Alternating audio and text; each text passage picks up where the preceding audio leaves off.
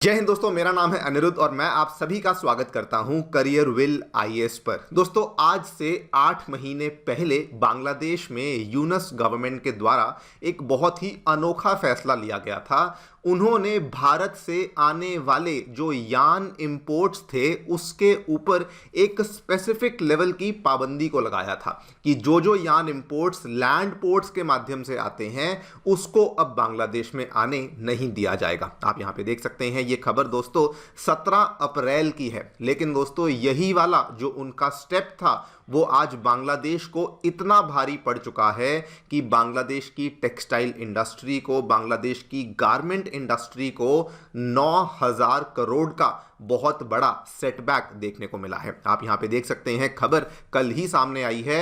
भारत से दुश्मनी में भूखे मरेंगे बांग्लादेशी, 9,000 करोड़ का लगने वाला है चूना। और वो भी क्यों?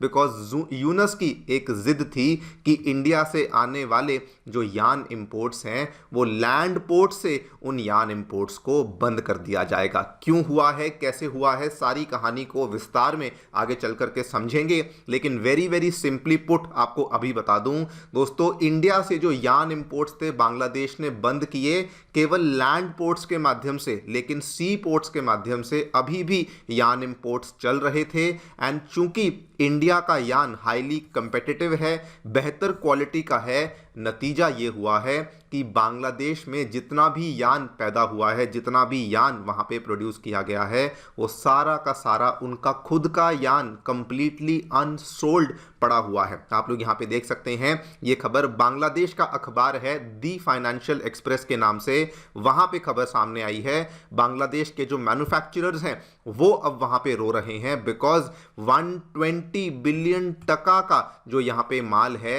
ये कंप्लीटली अनसोल्ड है। ये पूरी की पूरी कहानी आप यहां पे देख सकते हैं। वैसे तो मैं आपको आगे चल करके समझाऊंगा सिंपल शब्दों में। बेसिकली उनका जो माल था जो कि बिकना चाहिए था, जो कि इस्तेमाल होना चाहिए था, यूनस गवर्नमेंट के इस अनोखे फैसले की वजह से ये सारा का सारा उनका जो माल है ये अनसोल्ड है। एंड आपको पहले ही बता दूं, जिस दिन यूनस गवर्नमेंट ने ये फैसला अप्रैल में लिया था तब भी बांग्लादेश के यान मैन्युफैक्चरर्स ने कहा था ये फैसला बहुत गलत है, मत करो। लेकिन आज जब उस पूरी चीज़ का सार निकल के आया है, साल के एंड में मालूम पड़ा है कि उनको छोटा मोटा नहीं बल्कि 9-9 हज़ार करोड़ का नुकसान हो चुका है। आंकड़े तो ये बताते हैं कि 100 से भी ज़्यादा बांग्लादेशी टेक्सटाइल मिल्स हैं जो कि बंद हो चुकी हैं।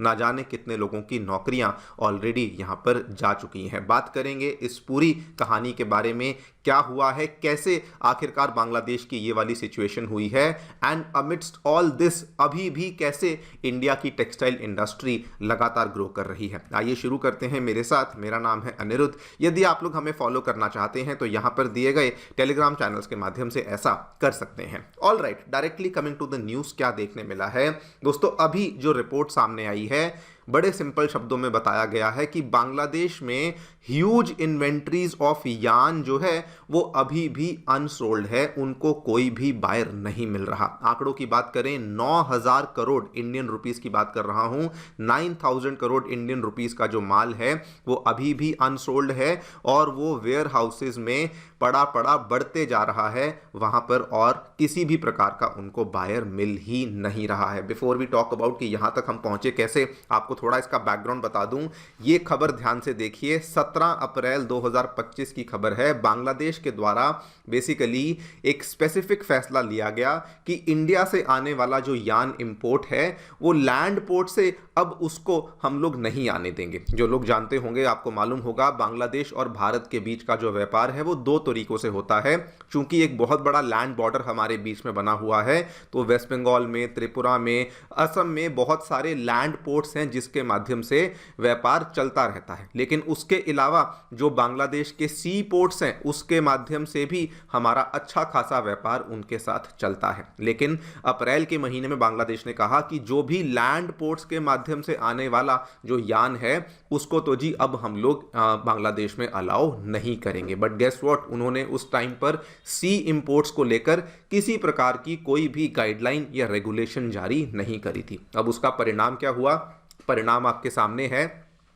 समुद्र से आने वाले जो इंपोर्ट्स हैं वो इतने ज़्यादा बढ़ चुके हैं। आंकड़े बताते हैं कि पिछले 22 महीनों में लगभग 137% का हमें यहाँ पे सर्ज देखने को मिला है, जिसकी बदौलत जो वहाँ पर एक साल के अंदर जो इंपोर्ट्स आए हैं वो $2 बिलियन के इंपोर्ट्स हैं यान के, जो कि उन्होंने केवल इंडिया से कर लिए हैं। क्वेश्चन ये आता है कि अभी भी बांग्लादेश की जो टेक्सटाइल इंडस्ट्री है, जो कि इतनी बड़ी इंडस्ट्री है, दुनिया की सेकंड लार्जेस्ट एक्सपोर्ट इंडस्ट्री है, वो अभी भी इंडिया से ही यान को क्यों खरीद रही है? Answer is very very simple. India के जो सप्लायर्स हैं उनको इंडियन गवर्नमेंट अच्छा खासा सब्सिडी देती है, उनकी जो प्रोडक्शन कॉस्ट है बहुत कम है, और इसकी वजह से बांग्लादेश में जब वो यान को बेचने जाते हैं तो $0.30 पर किलोग्राम कम देते हैं as compare to the local Bangladeshi cost. मतलब कि अगर मान लीजिए बांग्लादेश का कोई डोमेस्टिक मैन्युफैक्चरर है,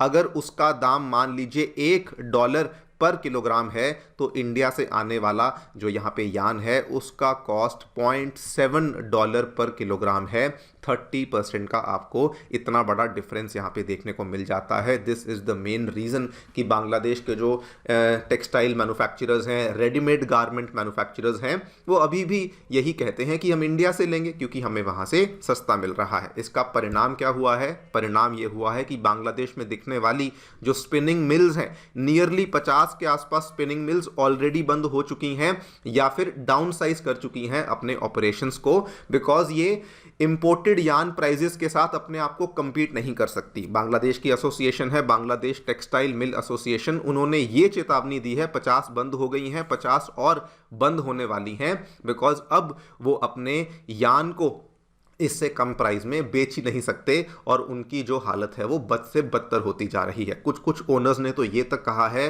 कि कैपिटल रिकवर करना, लोन्स को रीपे करना छोड़िए, जो रनिंग कॉस्ट है, बेसिक कॉस्ट जैसे लेबर की कॉस्ट, उसके बाद गैस की कॉस्ट, वो लोग यहाँ पे नहीं निकाल पा रहे हैं। इनफैक्ट आंकड़े को ध्यान से अगेन आपको बता दूं, इन्वेंट्री ओवरहैंग इतना हो चुका है कि 9,000 करोड़ का माल अभी तक बिका नहीं है, और इसकी वजह से डाउनस्ट्रीम रिस्क भी बढ़ जाते हैं, बिकॉज जब आपकी खुद की ही जो स्पिनिंग मिल्स हैं वो काम नहीं कर रही, तो कल को आपकी जो रेडीमेड गारमेंट वाली मिल्स हैं, जहां पर आप लोग ये टेक्सटाइल्स को मैन्युफैक्चर करते हैं, कपड़े को बनाते हैं, तो वहाँ पर जाकर के तो ऑब्वियसली काम इतना आगे चलने ही नहीं वाला है। ऑब्वियसली इस पूरे कहानी के बीच में जो बांग्लादेश के कुछ व्यापारी हैं वो इंडिया को अभी भी निशाने पे ले रहे हैं। दे आर सेइंग कि इंडिया जो है वो जानबूझ के सस्ता यान हमारी कंट्री में डंप करता है, हमारी कंट्री में अपने मार्केट शेयर को गंवाना नहीं चाहता है, इसीलिए वो ऐसा कर रहा है। लेकिन एट द सेम टाइम वही वाली जो एसोसिएशन है वो अपनी गवर्नमेंट को भी चेतावनी दे रही है कि 72 घंटे की हम आपको चेतावनी देते हैं, अपने सेक्टर को बचा लीजिए,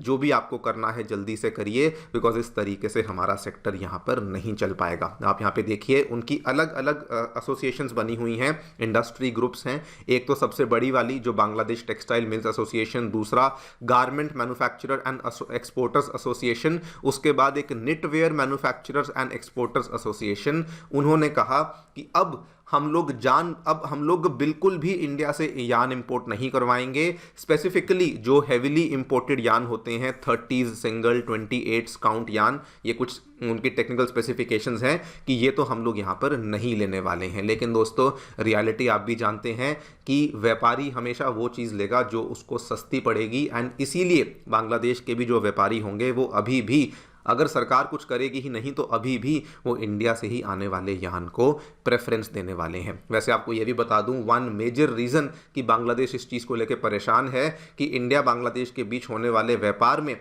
बांग्लादेश का बहुत बड़ा ट्रेड डेफिसिट है, जो कि हर साल 9 से 10 बिलियन डॉलर का रहता ही है, और उसको भी वो कम करना चाहते हैं, लेकिन वो कम कर ही नहीं पाते, बिकॉज वहाँ का व्यापारी अभी भी इंडिया से यान के लिए अभी भी वो कंटिन्यूसली हमसे इंपोर्ट करना चाहता है। वैसे अगेन आपको बता दूं, बांग्लादेश जो भी यहाँ पे करता है वो डेफिनेटली सोच समझ के नहीं करता। ये फैसला उन्होंने अप्रैल में लिया। उसके बाद दोस्तों रिसेंटली जो बांग्लादेश में इतना सारा अनरेस्ट हुआ, जो आपने देखा होगा पिछले 10-15 दिनों में, उसकी वजह से उनका खुद का गारमेंट सेक्टर का बुरा हाल हो चुका है। यहाँ पे खबर देखिए, बांग्लादेश की इतनी बुरी हालत है कि ढाका के सबर्ब्स में आने वाले बड़े बड़े टेक्सटाइल हब्स जैसे कि सवार हुआ, गाजीपुर हुआ, नारायणगंज हुआ, यहाँ पर मेजर लेवल पे क्लोजर्स देखने को मिल रहे हैं। ये जो उनका बहुत बड़ा कॉन्ग्लोमरेट ग्रुप है वसुंधरा ग्रुप, इसने भी अपनी कई सारी फैक्ट्रियों को बंद कर दिया है।